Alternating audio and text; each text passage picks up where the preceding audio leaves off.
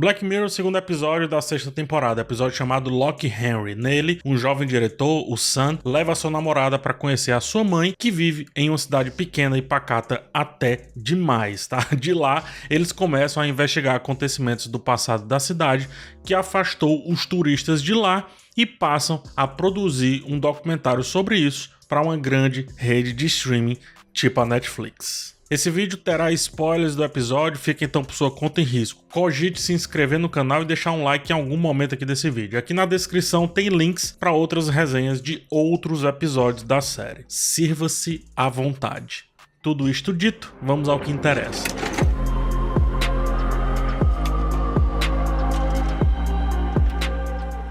Eu já falei no vídeo ensaio sobre o episódio White Bear, o urso branco, sobre o conceito que eu chamei de eu espetáculo. Não vou repetir porque muito do que eu disse lá funciona aqui também, mas apenas para resumir o conceito, o eu espetáculo é um fenômeno que acontece quando o sujeito quer cada vez mais a espetacularização das coisas, da violência no caso desse episódio aqui, que se torna ele mesmo o espetáculo. Existe esse viés aqui no Lock Henry porque o que levou o Sam a ganhar o BAFTA foi o fato do documentário, além da história chocante, ser sobre ele, sobre a sua cidade, sobre a sua mãe, sobre o seu pai e também sobre a sua namorada, bom que se diga, né? Sam virou o espetáculo através dele mesmo, ganhou o BAFTA, ganhou o reconhecimento, enriqueceu o streaming e perdeu um pedaço da sua humanidade por esse caminho. Na mitologia grega tem um mito muito conhecido que é o mito de Ícaro, que nos ajuda a pensar um pouco aqui esse episódio. Esse mito retrata a história de um jovem que, com suas asas de cera feitas pelo seu pai Dédalo, desobedece o pedido para que ele não voe muito alto, porque o calor do sol poderia derreter as suas asas. Só que Ícaro adora toda aquela liberdade do voo e sobe tão alto, que as asas de fato derretem com o calor do sol. E então ele morre ao cair no mar. Essa história serve como um paralelo para parte da trajetória de Sam aqui em Black Mirror. Ainda que não quisesse inicialmente fazer o documentário sobre o crime ocorrido na cidade, Sam é alimentado pelo sonho de sucesso, tanto por sua namorada, a Pia, né, como também pelo seu amigo, o Podrick, do Game of Thrones. Sam vai nas entranhas do true crime, né, assim que chamam, né, sobre as atrocidades ocorridas em sua cidade, o que o faz alçar voos altos demais, voos esses que o levam a encontrar uma verdade oculta, que por sua vez queima as suas asas. A revelação do envolvimento de sua própria mãe nos crimes resulta em uma catástrofe similar à de Ícaro, porque morre mãe e morre namorada. E também morre inocência de certa forma, ou seja, ele morre por dentro. Ainda que ele ganhe, ou seja, ainda que ele veja o sol, Sam conclui o episódio sozinho, sem as suas asas, sem o que ele tinha no começo, que parecia muito pouco, mas talvez fosse até mais do que aquele prêmio na sua frente. Inclusive, quem sabe, ele termina se questionando sobre a própria origem, uma vez que parece mais fisicamente com o antes assassino, o Ian, do que com o seu pai, o policial. O que pouco se fala, voltando aqui para a questão do Ícaro, é como dentro desse mito, né, que antes de morrer, de fato, Ícaro viu o sol, ele esteve muito próximo ao sol, coisa que poucos conseguem. Trazendo para Sam, pergunta então qual é o custo desse estrelato a partir da sua própria história. Qual é o custo do eu espetáculo? É um troféu BAFTA que sempre vai então representar o passado obscuro de sua mãe, de seu pai, talvez do seu outro pai? Pode ser. Nesse caso aqui parece que sim. Assim como os atos de sua mãe são simbolizados por uma máscara e por isso ela a colocava em um altar, Sam agora terá uma máscara para simbolizar seu sucesso, ainda que ao final pareça um tremendo de um insucesso, um tremendo de um fracasso interno, introspectivo, como é na maioria das vezes quando se vira o próprio espetáculo, quando o sujeito vira o eu espetáculo.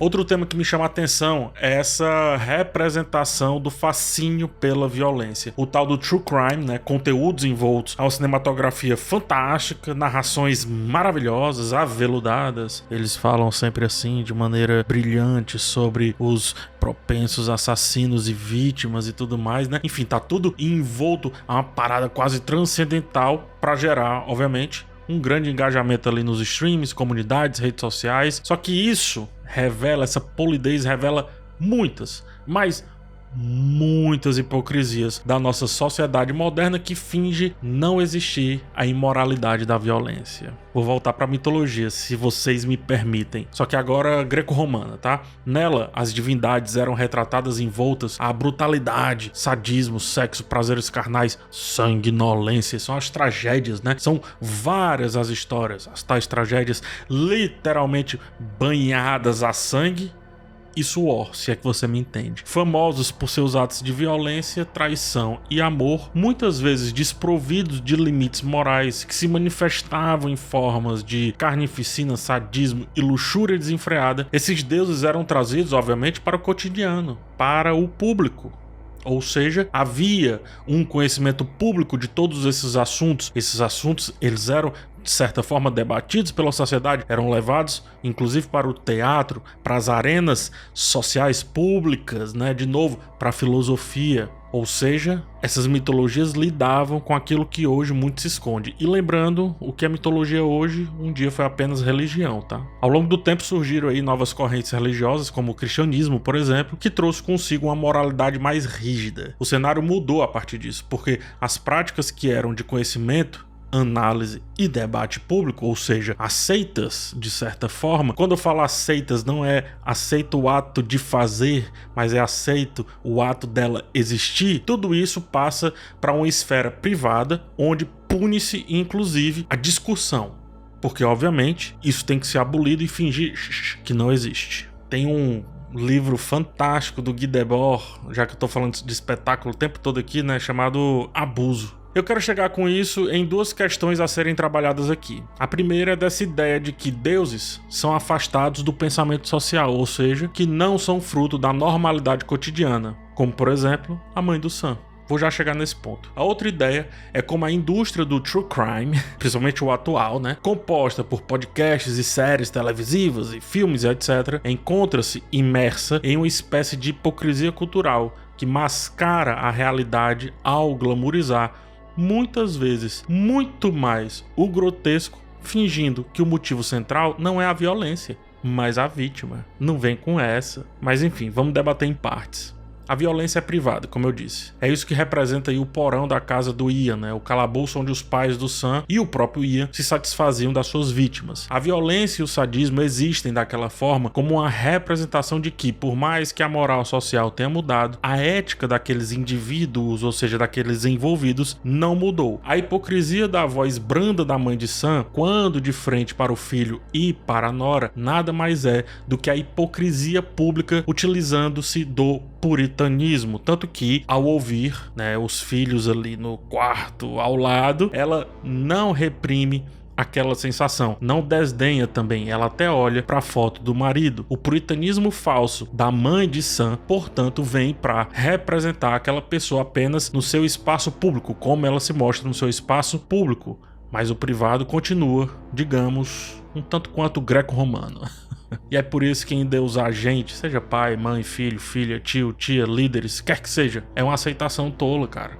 Não pode, não rola. Pode ser um equívoco tão grande acreditar que a posição de qualquer figura de autoridade, por isso o pai do Sam é um policial no episódio, né? Que essa posição automaticamente garante uma conduta ética irretocável. Não falo e espero que entenda que as coisas precisam ser explícitas, não é isso. Mas entender que do outro lado tem um indivíduo com vontades e vivências e que por isso não precisa ser afastado de assuntos mais complexos, como o Sam se afasta da mãe e pouco volta à sua cidade, por exemplo, pode tornar muitas coisas mais naturais, mais tranquilas, menos enclausuradas e, portanto, sem parecer que é um sofrimento, um lamento. Em resumo, tratamos autoridades como deuses quando, se a gente volta um pouco, os próprios deuses debatiam e lidavam com questões que hoje os mortais fingem que não existem. Guardam dentro daquela caixinha que vai para dentro daquele armário que vai, se possível, ser colocada entre as roupas ou escondida nas fitas de uma série qualquer que ninguém iria assistir. Aí quando vai mostrar, faz o polido. E aqui vem um segundo ponto. O sucesso da violência polida pode ser visto muito bem nas produções de true crime, né? Esse termo é assim, mas é o que tem de true crime, essas produções modernas. Parte dessa obsessão pelo crime, pela violência, é fruto de uma repreensão moral, de uma fuga do que não pode ser dito ou sequer pensado. Por isso os true crime são tão bonitinhos, são tão aconchegantes, perceba, a voz então é maravilhosa.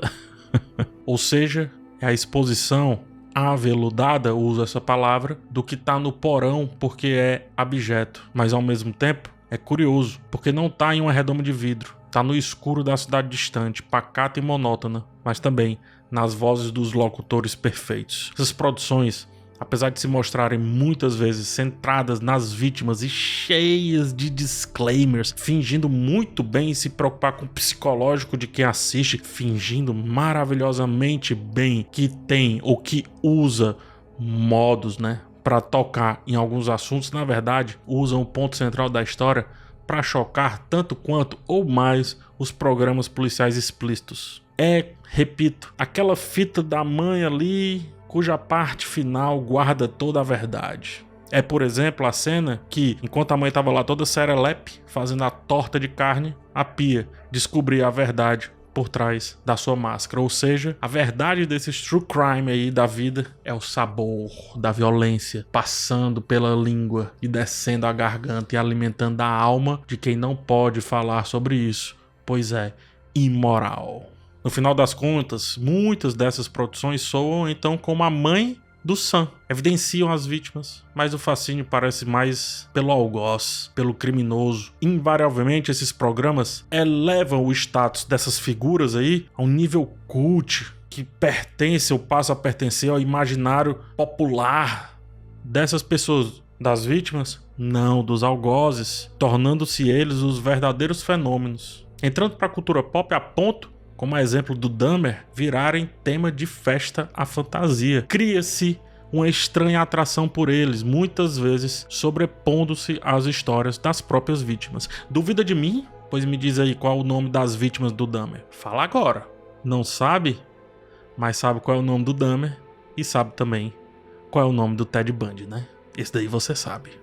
Ao final do episódio, as pessoas no bar comemoram o prêmio com máscaras que replicam a máscara usada pela mãe de Sam. A crueldade da realidade do crime é transformada em uma alegoria, uma brincadeira até, em uma imagem distorcida e banalizada que, em vez de despertar horror, vira festa, celebração, vira turismo, vira fascínio. O que deveria ser um lembrete da barbárie transforma-se em adorno, revelando mais ainda a hipocrisia moral do público que consome e que produz o tal do true crime. De novo, é igualzinho a mãe do Sam. Falam puritano, bem elegantemente em um inglês perfeito para sua religião, tanto que desdenha do inglês da namorada do Sam, mas a máscara do sadismo está lá, pregada na parede, tal como se fosse um altar. É nada mais do que então um voyeurismo. No caso de hoje em dia, o digital. Morte aos antigos deuses, É o que diriam. Morte à possibilidade dos gurus, líderes ou quer que sejam terem outras intenções. Mas no calabouço, um viva para o que não pode ser mencionado. A voz aveludada da mãe de Sam se modifica e na sala de casa, bem como uma caixinha, toda a verdade reprimida está em fitas que jamais seriam assistidas em normalidade. Velhos deuses, portanto, aparecem entre os novos deuses quando o jantar acaba e o privado começa. De algo óbvio e direto, a violência passou a ser uma força disfarçada. Em vez de enfrentar a brutalidade de um crime de frente, o true crime transforma a história em narrativa. É preciso ter um apelo inovador, como pede a produtora ali para o casal Sam e Pia. É preciso transformar a violência em algo estético, em algo que as pessoas possam consumir, ao mesmo tempo que fingem não poder consumir, criando então uma violência anônima,